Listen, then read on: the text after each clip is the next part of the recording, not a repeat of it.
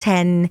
So the Pakistan Netball Academy, who's made up entirely of British Asian players from across the UK, have been to South Korea for their very first major international tournament, the Asian Youth Netball Championships. The final was on Friday and they won.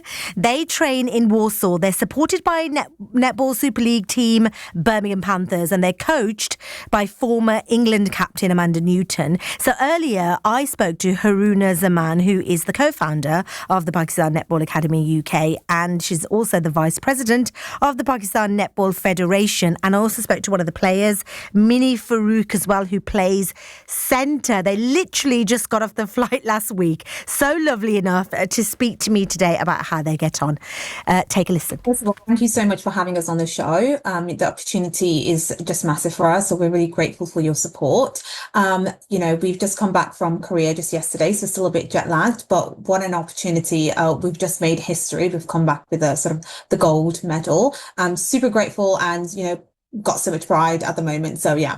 Well, like you just said, you've just got back. I mean, how are you even functioning today? Like, you've literally, didn't it take you like 24 hours to get back or something? Yeah, absolutely. The journey was really long. We had a stopover in Abu Dhabi as well, which didn't help because it was like a 4-hour layover, but just generally it was like a 10-hour and then a 7-hour flight, which was really long.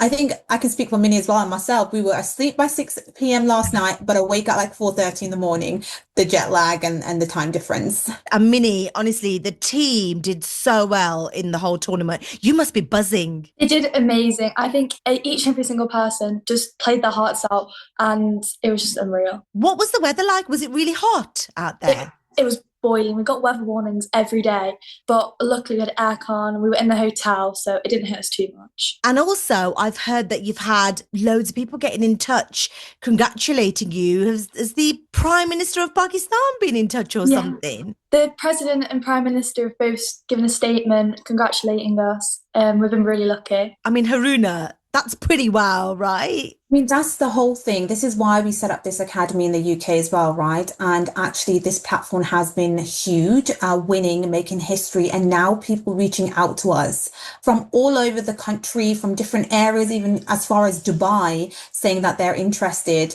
and they're trying to get in touch and asking about when the next trials are, is massive. So, Haruna, tell me a bit about the team then, because you're the co-founder of the Pakistani Netball Academy. So tell me a little bit about how it came together and why you guys represent Pakistan. So we started the academy in 2023 to empower British Pakistani Asians, a place to come and play netball, to champion diversity and inclusion, and especially to see women like us up the ranks in performance netball, because that was missing. You represent Pakistan, but all the girls that play for the team are British Asian girls and they're based here, and you guys actually train in Warsaw.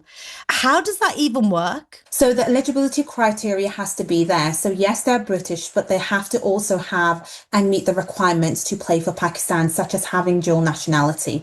And all of the girls do. So yes, they're from the UK, but they're eligible to play based on the requirements of World Netball. We are in partnership with a major NSL club, which was a huge opportunity for us this year, which is Birmingham Panthers, and they're based in Warsaw, which means we have access to amazing coaches and amazing facilities.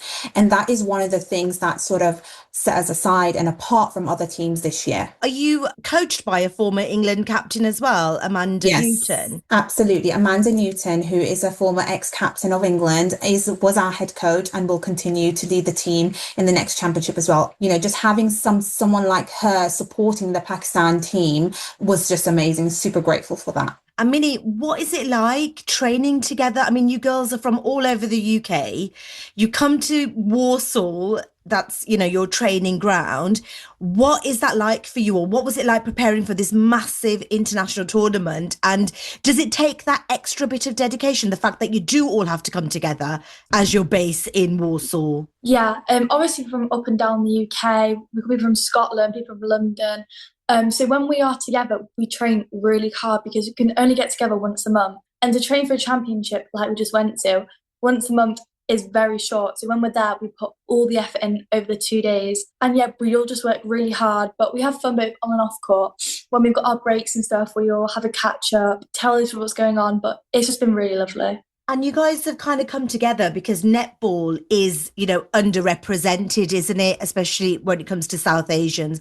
Why is that, do you think? Why is that historically the case? There are so many things we need to that play a part in that, whether it's an attire, whether it's, families restrictions, whether it's a cultural aspect. And that's what we cater for. We run social programs as well, where we are getting people out of the house that sort of, might not be able to play at performance level, but still join and have fun in a secluded place where, it's private and they can take off their attire and just relax. So it's about being fully inclusive and understanding what that means. So we've overcome so many challenges since we started as well, and we've learned it's a massive journey. I think it's also educating sort of our community where netball and fitness is a key thing that they should also be getting involved in. Hence one of the reasons why we're also partnership with Birmingham Panthers. What that means is we want to get sort of the community in Birmingham and Walsall involved in terms of what we do, and by coming on platforms like this, they can hear about us, they can understand that there is an academy that they can join and feel safe and be included. There isn't going to be challenges such as attire or whether you're fasting. We cater for all of that, but it's just about spreading that word and just letting them know that we're there. Some of the girls that play for the team, have tried to kind of make it professionally into netball, and for whatever reason that's not happened. Minnie, what's been your journey into netball and what sort of barriers have you faced? I've been playing netball for around 8 years. I started playing in primary school. Then once I got into high school, that's when I was trialing for my counties, my franchises, which I've been doing for quite a while now. But during my time, I've not really seen many South Asian people, girls playing. It's not really a setback. It's more just makes you feel a little bit like singled out sometimes.